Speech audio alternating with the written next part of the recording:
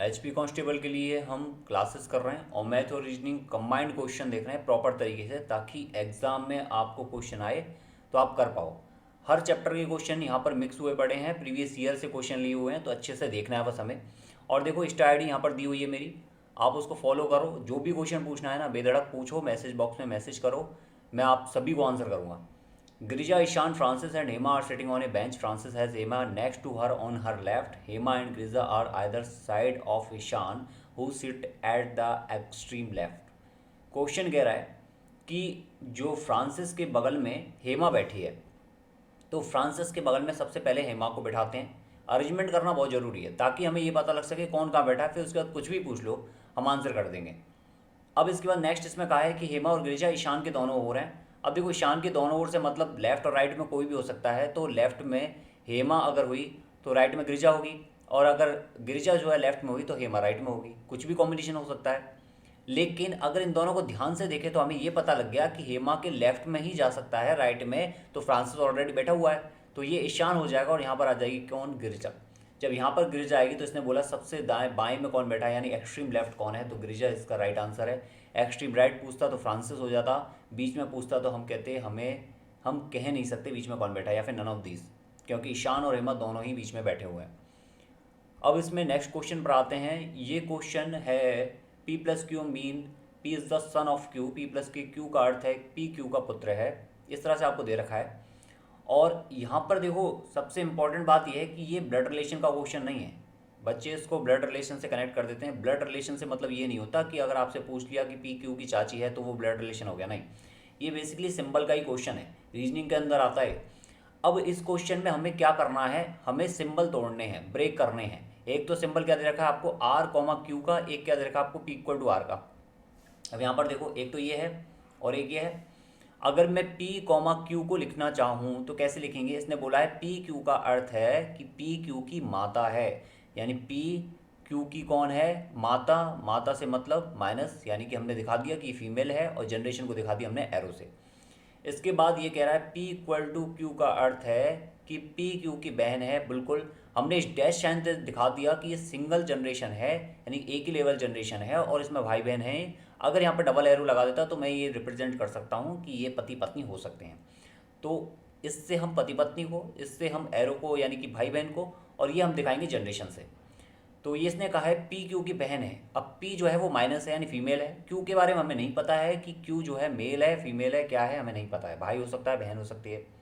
अब बस यही चीज़ हमें यहाँ पर अप्लाई करनी है। अब इसमें देखो कि पी और आर के बारे में क्या होगा, ये पी यहाँ आ जाएगा, आर यहाँ आ जाएगा, एंड पी के ऊपर माइनस हो जाएगा क्योंकि सेकंड पर आर था। आर फर्स्ट पर है, क्यू सेकंड पर है कॉमा में, तो आर के नीचे क्या आ जाएगा, क्यू आ जाएगा। सिंपल सा इतना सॉल्व हो गया, और आर के ऊपर माइनस आ जाएगा। जैसे यहाँ पर है वैसे ही हमने मेंशन कर दिया, हमने कुछ भी नहीं किया है। देखो आर क्यू था तो लो भाई आर क्यू, आर क्यू था, इसमें क्या था, पी आर था, सॉरी पी आर था ना, तो इसको पी आर लिख दिया, इसको हमने क्या लिख दिया, पी आर लिख दिया, यही तो किया था। और यहाँ पर क्या था, आर क्यू था, तो ये लो आर क्यू लिख दिया। बिल्कुल वही चेंज किया है जो यहाँ पर हमने मेंशन किया था। वही चेंज करने के बाद हमें क्या पता लगेगा कि जो P है ना वो R की बहन है, यानी कि ये दोनों बहनें हैं, और Q इसका बेटा या बेटी हो सकता है। अब ये जो है ना P Q की मौसी होगी, मौसी से मतलब आंट। अब यहाँ पर पहला ऑप्शन दे रखा है P is the aunt of Q, यानी P Q की आंट है। बिल्कुल सही बात है, P Q की आंट है, क्योंकि इंग्लिश में क्या होता है कि आंट को ही हम चाची बोल देते हैं, मौसी बोल देते हैं, और बहुत सारे जो है रिश्ते जैसे बुआ है वो भी आंट में आ जाता है। लेकिन यहाँ पर हिंदी में आपको चाची दे रखा है, तो ये हिंदी के अकॉर्डिंग गलत हो जाएगा, इंग्लिश के अकॉर्डिंग सही है। ये चीज़ समझ में आ गई। आर जो है वो मदर होगी क्यू की, और पी जो है वो आंट होगी क्यू की। नेक्स्ट इसमें क्वेश्चन है कि A plus B mean A is the brother of B. इस तरह से आपको क्वेश्चन दे रखा है, वही सेम अप्लाई करेंगे चीज़। यहाँ पर देखो स्टार का मतलब क्या है, स्टार का मतलब दे रखा है ए स्टार बी। ए स्टार बी का मतलब है ए बी की बहन है, बी की बहन है मतलब माइनस, ए बहन है मतलब फीमेल है तो हमने माइनस लगा दिया। इसके बाद देखेंगे कि इसने बोला है माइनस में क्यू माइनस के आर, यानी कि ए माइनस की बी को हमें लेना है। ए माइनस बी का अर्थ इसने क्या दे रखा है कि ए जो है बी की पुत्री है, तो बी की पुत्री कौन है, ए पुत्री है, इसलिए हमने क्या लगा दिया, इसमें माइनस लगा दिया। बी के बारे में हमें नहीं पता है कि पिता है या माता है। अब इसके बाद हमें इस चीज़ में इसको पुट करना है। कुछ बच्चे हो सकता है पहले कंफ्यूज हों, तो इसको हम क्या करेंगे, उसी तरीके से वैल्यू को पुट करेंगे। आर स्टार पी है, यहाँ पर आर लिख दो, यहाँ पर पी लिख दो, यहाँ पर आर लिख दो, यहाँ पर पी लिख दो। ये तो सबको समझ में आया ही होगा। इसके बाद Q माइनस आर, तो ये लो भाई Q माइनस आर। यहाँ क्या, अब देखो R क्या आया ऊपर आ जाएगा और Q क्या आएगा नीचे आ जाएगा। अब इन दोनों को मर्ज करना है हमें। कैसे करेंगे, R माइनस पी यानी R डैश पी, और ये ऊपर माइनस का साइन ये दिखा रहा है फीमेल को, और इसके साथ जनरेशन को दिखा दिया हमने एरो से, और Q के ऊपर माइनस लगा हुआ, मतलब ये क्या है, पुत्री है। बस ये चीज़ समझ में आ गई कि R क्या है, माँ है, और उसकी बेटी है Q, और इसका या भाई या बहन हो सकता है कौन, P। अब यहाँ पर अगर हम देखेंगे ऑप्शन, तो लास्ट ऑप्शन कह रहा है P is the father of Q. बिल्कुल नहीं हो सकता है, क्योंकि आर और पी जो है ना वो भाई बहन या बहन बहन है। P is the Neiphiu of Q, यानी पी जो है भतीजा है क्यू का, बिल्कुल नहीं। पी तो उल्टा जो है मामा या चाचा इनमें से कोई हो सकता है, लेकिन क्या है, ये इसका भतीजा नहीं हो सकता, मामा हो सकता है या फिर मौसी हो सकती है। इन दोनों में से, इन दोनों के अलावा कोई भी नहीं हो सकता। तो P is the brother of Q, P Q का भाई है क्या, बिल्कुल नहीं, पॉसिबिलिटी नहीं है। पी क्यू का भाई होता तो यहाँ लिखा होता। इसके बाद इसने बोला है P is the maternal uncle of Q. Possibility है कि पी जो है वो कौन हो, मैटरनल अंकल हो, यानी कि मामा हो, क्योंकि दो ही ऑप्शन बन सकते हैं। आर का अगर ये भाई है, यानी कि आर क्या है, लड़की है, उसका भाई है, तो इसका मतलब क्यू की क्या हो सकती है, ये या तो मौसी हो सकती है, यानी कि आंट हो सकती है, या फिर जो है इसका मामा हो सकता है, जो कि अगर ये प्लस होगा तो मामा, माइनस होगा तो मौसी, कौन, पी। तो यहाँ पर मामा होगा तो ये क्या होगा, मैटरनल अंकल हो जाएगा। लेकिन इसमें इंपॉर्टेंट ये है कि यहाँ पर पी का साइन मेंशन नहीं किया है, तो हम प्रोबेबल आंसर जो लगाएंगे वो फर्स्ट लगाएंगे। इसके बाद नेक्स्ट क्वेश्चन पर आते हैं। ये क्वेश्चन कह रहा है कि if the figure on left is folded to form a cube, then which of the following option is the face opposite to the face shown at the right. यहाँ पर आपको क्या दे रखा है, एक अच्छा खासा पासा ओपन करके दिया हुआ है, पासे में 6 ही फेज होते हैं। अब ये पूछ रहा है कि ये जो दो है ना, इसके विपरीत क्या होगा। तो इसकी मैं आपको ट्रिक बताता हूँ, बहुत अच्छी वाली। और ये क्वेश्चन आप देखोगे कि कई बार एग्जाम में रिपीट भी होगा, मैं कराऊंगा उसमें भी रिपीट होगा, जबकि प्रीवियस ईयर क्वेश्चन करा रहा हूँ मैं। पहली बात तो अगर आपको 3 दे रखे हैं लगातार, तो उसमें फर्स्ट जो ये जो होगा और ये जो होगा थर्ड, ये दोनों क्या होंगे, एक दूसरे के विपरीत होंगे, ये आपको ध्यान रखना है। दूसरा इसमें पॉइंट है, अगर हम जेड बना रहे हैं इस तरह से, तो जेड का जो कॉर्नर होगा वही क्या होगा, दोनों विपरीत होंगे एक दूसरे के। अब यहाँ पर देखो, अगर मैं बात करूँ 1 और 3 की, तो ये दोनों विपरीत हैं। 1 के विपरीत कौन है, 3, 3 के विपरीत कौन है, 4 और 6 की बात करूँ तो 4 6 के विपरीत आएगा और 6 4 के विपरीत आएगा। अब यहाँ पर आ रहा है 2, हमें 2 का विपरीत देखना है। तो यहाँ पर देखो जेड बन रहा है क्या, बिल्कुल बन रहा है। एक्सट्रीम लेफ्ट इसका कौन है, 2 है, और एक्सट्रीम राइट इसका कौन सा है, कॉर्नर, वो 5 है। इसका मतलब 2 का जो विपरीत होगा वो क्या होगा, 5 होगा। 4 का विपरीत कौन होगा, 6 होगा। 1 का विपरीत कौन होगा, 3 होगा। 3 का विपरीत कौन होगा, 1 होगा। अगर आपसे क्वेश्चन पूछा जाए तो आप आंसर कर सकते हो, गड़बड़ की गुंजाइश नहीं होनी चाहिए। यहाँ तक चीज़ समझ में आ गई। इन दोनों नोट को लिख लेना, क्योंकि ये एग्जाम में बहुत ज़्यादा काम आने वाले हैं और बच्चे कंफ्यूज हो जाते हैं कि इसका विपरीत हम कैसे लें। नेक्स्ट क्वेश्चन पर आते हैं। ये है आपके स्लॉक्स का question. Select the option that is true about the statement and conclusion given. यहाँ पर आपको क्या दे रखा है, स्टेटमेंट दे रखा है, यहाँ आपको कंक्लूजन दे रखा है, और उसके आधार पर आपको क्या करना है, बताना है कि इनमें से कौन सा कंक्लूजन फॉलो करेगा। तो देखो प्रॉपरली अगर हम इसका डायग्राम बनाना चाहें ना, तो कैसे बनाएंगे। ये कह रहा है कि ऑल एंगल्स आर रुख। एक तरह से ये समझो कि आपसे ऐसे कहा है कि आपके घर के जितने आंगन हैं या फिर आपके घर में जितने जो है हॉल हैं वो आपके घर में स्थित हैं। तो आप कहोगे बिल्कुल ठीक है, मेरे घर में एक हॉल है, यानी आपका हॉल जो है वो आपके घर में स्थित है। तो सिंपल सा ये जो ए है ना, इसको ही मैं हॉल बोल रहा हूँ, और ये जो आर है वो आपका घर हो गया। अब मैंने कहा कि ऑल रुक्स आर विशप, यानी कि ये जो आपका घर है वो आपके ज़िले में स्थित है, यानी कि विशप को हमने क्या मान दिया, जिला मान लिया, यानी डिस्ट्रिक्ट में स्थित है। अब यहाँ से कंक्लूजन पूछ रहा है कि नो विशप आर एंगल, यानी कि कोई भी विशप एंगल नहीं है। अब मैं अगर आपसे ये कहूँ कि पहले मैं ऑलरेडी ये कह चुका हूँ कि एक हॉल है जो आपके घर में है और आपका घर आपकी डिस्ट्रिक्ट में है। अगर मैं बोलूँ कि आपकी डिस्ट्रिक्ट में कोई भी हॉल नहीं है आपका, तो आप क्या कहोगे कि ये गलत है, क्योंकि जो डिस्ट्रिक्ट में है, डिस्ट्रिक्ट में क्या है, मेरा घर है, घर के अंदर मैंने हॉल बना रखा है, तो डेफिनेटली हॉल जो आएगा वो किस में आएगा, डिस्ट्रिक्ट में आएगा। लेकिन अगर मैं यहाँ पर कंक्लूजन में कह रहा हूँ कि कोई भी डिस्ट्रिक्ट में हॉल नहीं है मेरा, तो ये बात कैसी हो जाएगी, गलत हो जाएगी। ये चीज़ समझ में आ गई। तो यहाँ पर अगर देखोगे तो क्या है, एंगल आ रहा है किसमें, विषम के अंदर, और ये कह रहा है कि विषम में कोई भी एंगल नहीं है, ये बात कैसी है, गलत है। नेक्स्ट में कह रहा है कि ऑल एंगल्स आर विषम, सभी एंगल विषम हैं, बिल्कुल सही बात है। मेरे घर के अंदर जितनी भी हॉल हैं वो डिस्ट्रिक्ट के अंदर आते हैं, ये मैं इसमें कह रहा हूँ, तो ये बात कैसी हो जाएगी, सही हो जाएगी। इसके अकॉर्डिंग देखोगे वो भी सही होगा कि जितने भी एंगल है वो सभी विषम की बाउंड्री के अंदर अंदर आ रहे हैं, तो इसका मतलब ये सही है। इसका मतलब कंक्लूजन 2 क्या होगा, राइट हो जाएगा। नेक्स्ट इसमें क्वेश्चन है कि हमें क्या करना है, इस फर्स्ट वाले वर्ड को सेकंड से कनेक्ट करके सेम इस वर्ड को हमें एक दूसरे फोर्थ वर्ड से कनेक्ट करना है, जो कि ऑप्शन में दे रखा है। प्रेसिडेंट जो होता है वो कंट्री के ऊपर, और चीफ मिनिस्टर किसके ऊपर होगा, चीफ मिनिस्टर होगा स्टेट के ऊपर। अब यहाँ पर देखो एक क्वेश्चन और बन सकता है कि प्रेसिडेंट है और इसके साथ जो है गवर्नर, तो पीएम के साथ क्या, इसका आंसर मुझे कमेंट बॉक्स में करना। अगर प्रेसिडेंट कनेक्टेड है गवर्नर से तो पीएम किससे कनेक्टेड होगा, कमेंट बॉक्स में आंसर करेंगे। जो बच्चे इस क्वेश्चन का आंसर करेंगे उनको मैं नेक्स्ट वीडियो में उनका नाम लूँगा डेफिनेटली। ये क्वेश्चन है कि ये कह रहा है कि स्टेटमेंट एंड कंक्लूजन का same question, no plug are tree, बना लेते हैं इसको। ये प्लग है और ये क्या है, ट्री है। कोई भी प्लग ट्री नहीं है, इसलिए हमने क्या किया, इनको मिलाकर क्रॉस कर दिया, यानी प्लग के साथ ट्री कनेक्ट नहीं होगा।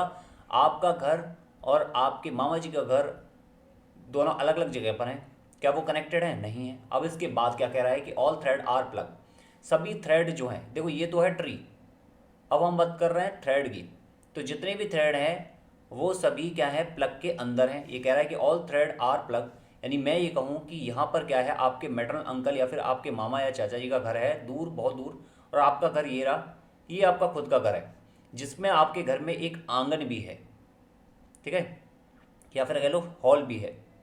अब यहाँ पर क्या हो रहा है कि इसने कंक्लूजन बोला है कि no thread are tree, no thread यानी कोई भी थ्रेड ट्री नहीं है, यानी कि ये कह रहा है कि जो हॉल है, कोई भी हॉल आपके मामा जी के घर में नहीं है आपका, तो बिल्कुल सही बात है।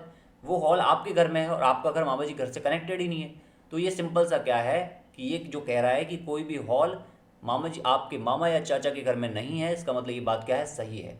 यहाँ पर देखोगे तो क्या कह रहा है ये, जब कोई भी प्लग ट्री है ही नहीं तो सिंपल सा कोई भी थ्रेड भी क्या नहीं होगा, ट्री नहीं होगा। इसके बाद कहा है सम प्लग आर ट्री, कुछ प्लग जो है ट्री हैं, बिल्कुल गलत बात है। ये कह रहा है कि कुछ बाउंड्री जो है इसमें टच हो रखी है, तो वो गलत है। यहाँ पर हमने शुरुआत में कह रखा था कि काफ़ी ज़्यादा डिस्टेंस है, कोई भी बाउंड्री टच नहीं है, तो ये बात क्या हो जाएगी, गलत हो जाएगी। यहाँ पर भी देखोगे कोई भी प्लग ट्री नहीं होगा। तो ये जो क्वेश्चंस हैं वो क्वेश्चन आप खुद पर प्रैक्टिस, मतलब कि जो आपका करंट सिनारियो है, डेली जो आपकी लाइफ है, उससे कनेक्ट करके क्वेश्चन कर सकते हो। तो इसमें कौन सा हो जाएगा, कंक्लूजन 1 फॉलो होगा। नेक्स्ट इसमें क्वेश्चन कहा है कि ऑल इंडियंस लव करी एंड राइस, यानी जितने भी भारतीय हैं ना, 121 130 करोड़ समथिंग जनसंख्या हो गई है वर्तमान में 2021 में। हालांकि जो है अभी जनगणना नहीं हुई है, विवेक जोशी इसकी जनगणना करवाएंगे जो प्रेसिडेंट हैं। अब यहाँ पर बात इंपॉर्टेंट ये है कि इसने ये कहा है कि 130 करोड़ जो भारतीय हैं ना, वो चावल और करी पसंद करते हैं, सभी की सभी, सभी इंडियंस, सभी भारतीय, सभी भारतीयों की बात की इसने, 130 करोड़ जनसंख्या। अब उसके आधार पर हमें ये बताना है कि इन चारों में से कौन सा सही होगा। तो पहला इसने कहा है कि कुछ भारतीय करी और चावल पसंद करते हैं, बिल्कुल सही बात है। जब 130 करोड़ जनसंख्या चावल और करी खा रही है, तो अगर मैं ये बोलूँ कि कोई पर्टिकुलर स्टेट जो है वो भी चावल और करी खा रहा होगा, तो सही बात होगी, बिल्कुल सही बात है। वैसे इसने ये पूछा है कि इनमें से सही कौन सा है, तो ये पहला सही हो जाएगा। नेक्स्ट इसमें पाकिस्तान की बात की कि पाकिस्तान जो है वो, पाकिस्तानी जो लोग हैं वो चावल और कड़ी पसंद करते हैं, तो हमें क्या पता भाई, हमने इंडियंस की बात की है, तो यहाँ पर हमें पाकिस्तान की नहीं पता, नॉन इंडियंस की बात नहीं पता। इसके बाद इसने लास्ट में कहा है कि इंडियंस जो है वो बिरयानी नहीं खाते, इसकी भी हमें नहीं पता। यहाँ पर बात हो रही है किसकी, करी की और राइस की, तो हमें ये पता है कि पूरा भारत खाता है, तो राजस्थान, हिमाचल, मध्य प्रदेश, ये जो राज्य हैं, अगर केवल इनकी बात करूँगा तो हम कह सकते हैं कि ये भी डेफिनेटली पसंद करते हैं। अब इस क्वेश्चन पर आते हैं। ये क्वेश्चन है आपके वापस से स्टेटमेंट एंड कंक्लूजन का। देखो यहाँ पर कहा है कि some eagle are orange, some eagle are orange, कुछ ईगल ऑरेंज हैं। मैंने कुछ पार्ट इसमें क्या कर दिया, कनेक्ट कर दिया है। अभी शेडो वाला पार्ट बता रहा है कि ईगल भी है इसमें, ऑरेंज भी है, तो कुछ ईगल क्या हो गए, ऑरेंज हो गए। इसके बाद कहा है कि some eagle are not green, कुछ ईगल ग्रीन नहीं है। देखो इसको कैसे बनाएंगे, ये ग्रीन हो गया, अब यहाँ पर आप क्या करोगे ना, ये जो पार्ट है कॉमन वाला, इसको आप ईगल से कनेक्ट करके काट दोगे। ये दिखाएगा कि कुछ जो ईगल हैं वो ग्रीन नहीं है, यानी कि ये ग्रीन नहीं हो सकते, बाकी हो सकता है ये ग्रीन हो जाए, लेकिन हमें मेन क्या दे रखा है, ये दे रखा है कि ये वाला पार्ट ग्रीन नहीं होगा। अब कंक्लूजन क्या बोला है कि ऑल ग्रीन आर ऑरेंज, सभी ग्रीन ऑरेंज है, बिल्कुल नहीं। क्या आपको दिख रहा कनेक्ट? नहीं दिख रहा, तो ये गलत हो जाएगा। ऑल ऑरेंज आर ईगल, सभी ऑरेंज ईगल हैं, बिल्कुल नहीं। यहाँ पर कुछ पार्ट हमने कनेक्ट कर रखा है, चाहे तो हो सकते हैं बट हैं तो नहीं ना, तो सिंपल से क्या हो जाएगा, ये भी गलत हो जाएगा। इसमें आंसर आएगा नन ऑफ द कंक्लूजन 1 और 2 फॉलोज। अब देखो, इसकी जगह पर होता कैन बी पॉसिबल, मतलब कि ऑल ऑरेंज आर ईगल, ये पॉसिबिलिटी है क्या? तो सिंपल सा आप कहते हैं हाँ पॉसिबिलिटी तो है कि अगर मैं ऑरेंज को ईगल के अंदर ले लूँ तो कंप्लीटली क्या हो जाएगा, सभी ऑरेंज ईगल के अंदर आ जाएंगे, सारे ऑरेंज ईगल हो जाएंगे। लेकिन कब? जब मैं बोलूँ क्या ये संभावना है, तो आप कहोगे हाँ संभावना है, पॉसिबिलिटी है। बट अगर यहाँ पर बोला है आपसे प्रेजेंट टेंस में ऑल ऑरेंजेस आर ईगल, तो आप क्या देखोगे कि है या नहीं। अगर नहीं है ना तो सिंपल सा क्या कर दोगे, क्रॉस कर दोगे।